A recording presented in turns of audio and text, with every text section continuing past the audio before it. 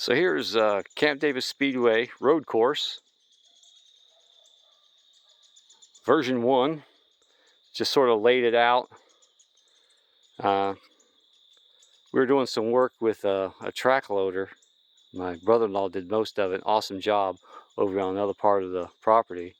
And so since I have it here, I figured I'd clear this out. You may have seen this same woods with a bunch of trees and big boulders and stuff in it, but that track hoe about shook me to death. I can't run it very well, but I was able to at least clear out some the big the trees, some of the small trees, kind of ripped them up and shoved some of the dirt off into berms over here and over there, and a little berm there.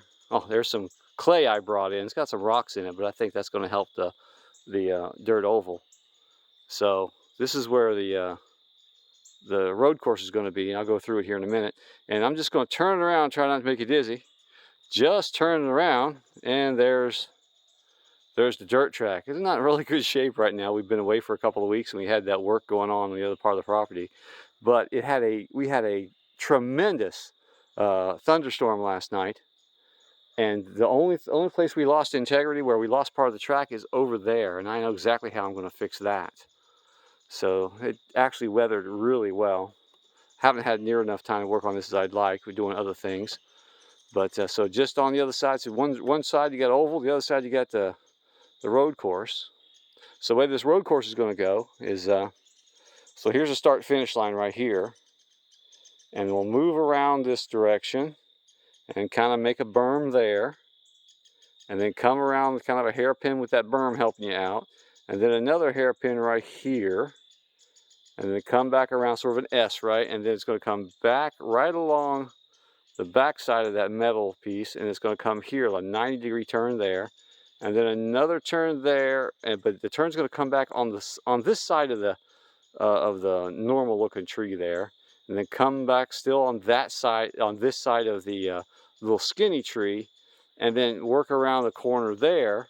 And there's enough space. There's like 8 feet between that normal-looking tree and that L-looking tree. Backward L-looking tree. And there's going to be a run right through there, and there's going to be by jumps and double jumps and things. And then there's going to be a super berm, a big old berm there. And then coming around is going to be sort of like a turn you might see on a tri-oval on asphalt track, because it's not quite a straightaway, but you should still be able to get a really good speed run coming up that hill there, and then come right across here into the start finish line again. So I'm going to walk the track. You probably already figured out that the white is the driver's side, and you'll see some black here and there, and that'll be the passenger side. Obviously the dirt needs a lot of work, but hey, that's good workout, right? So won't be as hard to do as the oval track was, because it won't have to be that clean. But so we started the start finish line. Oh, about here probably, right? About the middle of the driver stand. So start finish line right here. Work your way through. Going to be a berm. Not sure how much you're going to be able to get out of that, but we'll do something. Try not to make it at least not flat. Come around that corner. And then another turn right here, like a hairpin turn right here. And some of these markers may not be indicative of what it's really going to be, because, when you start putting the actual pipe up we're going to use, it'll look a little bit better. And then come back around here. And then I really want to make this a nice bank corner right here, so you don't have to lose too much speed. Come around this way. And then after that bank, you're going to have a pretty quick, kind of a gentle turn up that way. You can see the driver stand that way, so kind of a gentle turn as over here. Maybe a jump to kind of have to do a turning jump. Everybody kind of likes those. Right, so we're coming this way, gentle turn, and then here's an actual 90-degree turn, so you're not going to go right into the front stretch. There's the front stretch right there, right? So we'll do a 90-degree turn, and then head along the opposite direction from that front stretch, right? The front stretch again back is over here now. So go over here and make a good turn here. Don't hit the tree. And then this is actually a nice sweeping turn. It's actually quite wide coming around there, so you should be able to keep some speed up. I imagine there'd be some jumps here, you know, some jumps through here, and then you're coming this way.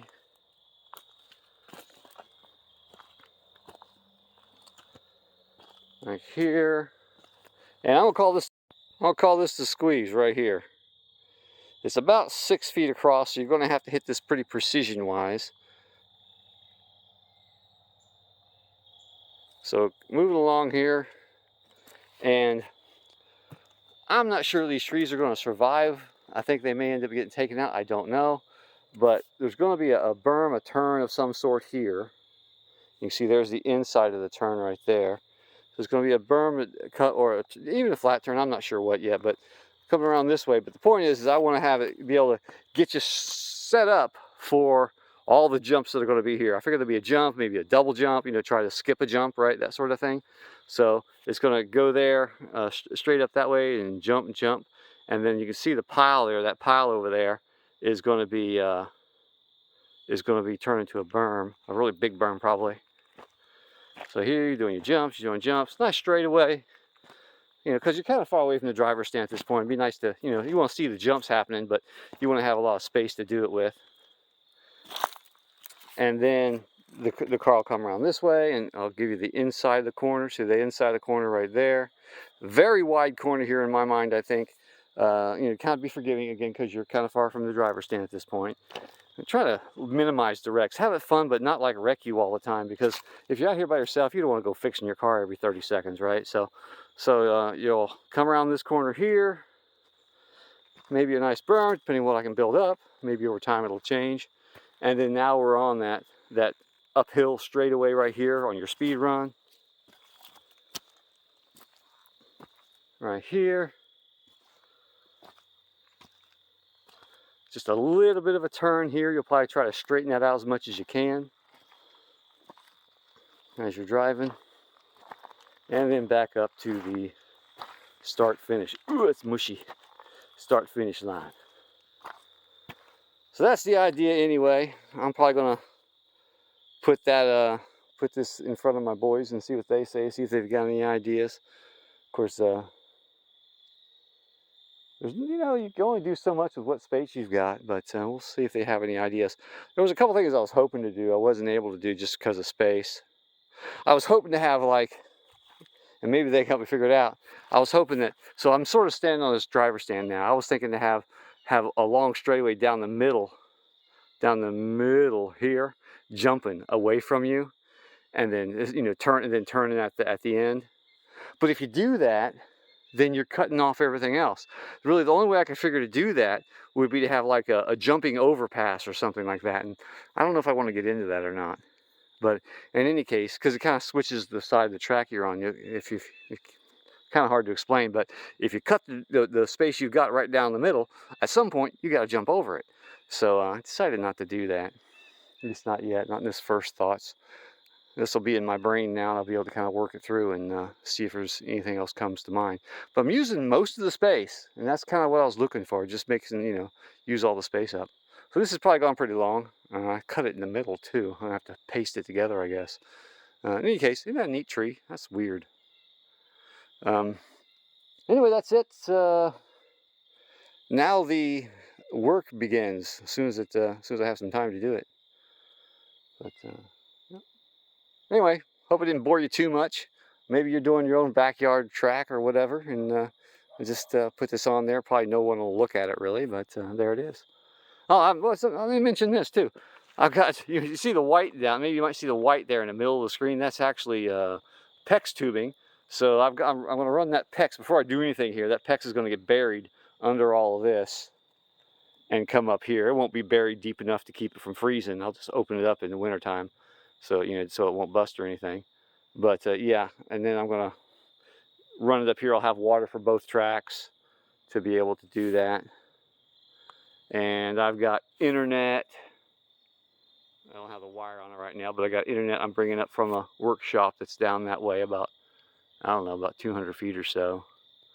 And then not going to have power yet, I don't think. I think if I do have lights, I got a couple generators, and I'll just crank up a generator to run up here until I get some power run. It's like 200 feet down that way, and I don't know, I don't feel like paying for the wire for that just yet.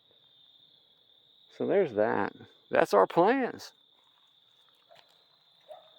Wife says she wants me to paint this green or something so it doesn't show from the road, because it does. You can actually see that you can see this part of the track from the road. So yeah, I'll probably paint this side of it green, leave the inside of it white. But boys say I should paint it red and white along the back stretch, which is very likely going to happen. So I'll get to that. But just life happens. You don't get to use it. Don't get to work on it much. Anyway, long enough. Talk to you later.